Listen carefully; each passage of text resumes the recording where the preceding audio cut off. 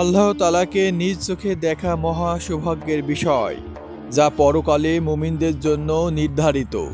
জান্নাতের অফুরন্ত সুখ সুবিধা ও অনাবিল আনন্দের মধ্যেও আল্লাহর দিদার হবে এমন এক পরম আনন্দ, যা জান্নাতবাসীরা অন্য সব আনন্দ ভুলে যাবে।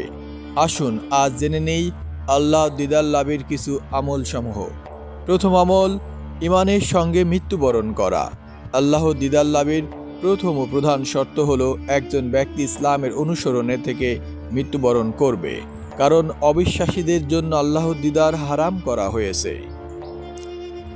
আল্লাহ তাআলা পবিত্র কোরআনে বলেন, কখনো নয়, বস্তুত তারা সেদিন তাদের প্রতিপালকের দিদার থেকে বঞ্চিত থাকবে। সূরা আল মুতাফফিফিন আয়াত 15। অর্থাৎ গুনাহ ও কুফরির জন্য তাদের কঠিন শাস্তি হলো তারা কিয়ামতের দিন আল্লাহ তাআলা দিদার থেকে বঞ্চিত হবে। এ থেকে স্পষ্ট হয় যে মুমিনরা কিয়ামতের দিন আল্লাহ তাআলাকে দেখতে পাবে, আর কাফিররা এই মহান নেয়ামত থেকে বঞ্চিত থাকবে। দ্বিতীয় আমল, আল্লাহ তাআলার কাছে দোয়া করা। আল্লাহ তাআলা দিদার লাভের অন্যতম মাধ্যম হলো তার কাছে এই মহান নেয়ামত লাভের জন্য আন্তরিকভাবে দোয়া করা। আল্লাহ তাআলা দোয়া কবুলকারী, আর তার বান্দাদের আন্তরিক দোয়া তিনি প্রত্যাখ্যান করেন না। কায়েস ইবনে ওয়াইদা রাদিয়াল্লাহু আনহু বর্ণনা করেন যে রাসূলুল্লাহ সাল্লাল্লাহু আলাইহি ওয়াসাল্লাম একটি বিশেষ দোয়া পড়তেন, যাতে আল্লাহর দিদারের জন্য দোয়া করা হয়েছে। সেই দোয়াটি হলো, হে আল্লাহ, আমি তোমার কাছে তোমার দিদার লাভ করতে চাই এবং ক্ষতিকর কষ্ট পথভ্রষ্টকারীর ফাসাদে পড়া ছাড়া তোমার সাক্ষাতের আশা আকাঙ্ক্ষা করি। হে আল্লাহ, আমাদের ইমানের বলে বলিয়ান করো, আর হৃদায়ত প্রাপ্ত হৃদায়ত প্রদর্শনকারী করো। তৃতীয় আমল, ফজর ও আসরের নামাজ পাবন্দি করা।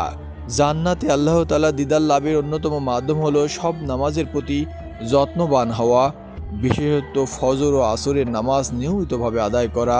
জারির ইবনে আব্দুল্লাহ রাদিয়াল্লাহু আনহু বর্ণনা করেন, একদা আমরা নবী করিম সাল্লাল্লাহু আলাইহি ওয়াসাল্লামের নিকট উপস্থিত ছিলাম। তিনি রাতে চাঁদের দিকে তাকে বলেন, ওই চাঁদকে তোমরা যেমন দেখছো, ঠিক তেমনি অচিরেই তোমাদের প্রতিপালককে তোমরা দেখতে পাবে।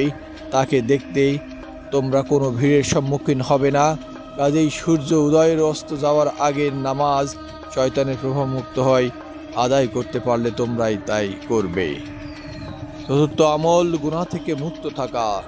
জান্নাতে আল্লাহ তাআলা দিদার লাভের অন্যতম গুরুত্বপূর্ণ উপায় হলো সব ধরনের গুনাহ থেকে নিজেকে বিরত রাখা। হযরত আবু যর গিফারি রাদিয়াল্লাহু আনহু বর্ণনা করেন যে রাসূলুল্লাহ সাল্লাল্লাহু আলাইহি ওয়াসাল্লাম বলেছেন, আল্লাহ তাআলা কিয়ামতের দিন 3 শ্রেণীর লোকের সঙ্গে কথা বলবেন না, তাদের দিকে তাকাবেন না এবং তাদের পবিত্র করবেন না, বরং তাদের জন্য রয়েছে ভয়ানক শাস্তি। বর্ণনাকারী বলেন, রাসূলুল্লাহ সাল্লাল্লাহু আলাইহি ওয়াসাল্লাম এই কথাটি 3 বার পাঠ করলেন। আবু যর গিফারি বলে উঠলেন, তারা ধ্বংস হবে, ক্ষতিগ্রস্ত হবে। আল্লাহ রসুল, এরা কারা? তিনি বলেন, যে লোক পায়ের গোড়ার নিচে কাপড় ঝুলিয়ে চলে, কোনো কিছু দান করে খোঁটা দেয় এবং মিথ্যা শপথ করে পণ্যদ্রব্য বিক্রি করে। সহিহ মুসলিম, হাদিস নাম্বার 194। পঞ্চম আমল, আল্লাহ তাআলার সাক্ষাৎ ও দিদারের আকাঙ্ক্ষা। জান্নাতে আল্লাহ তাআলা দিদার লাভের অন্যতম মাধ্যম হলো আল্লাহ তাআলার সঙ্গে সাক্ষাতের প্রবল আকাঙ্ক্ষা।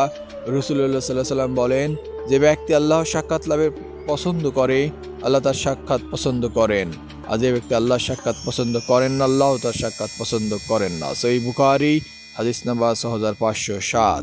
ষষ্ঠ আমল, ইহসান করা। জান্নাতে আল্লাহ তাআলার দিদার লাভের আরেকটি গুরুত্বপূর্ণ আমল হলো ইহসান বা সৎকর্ম করা।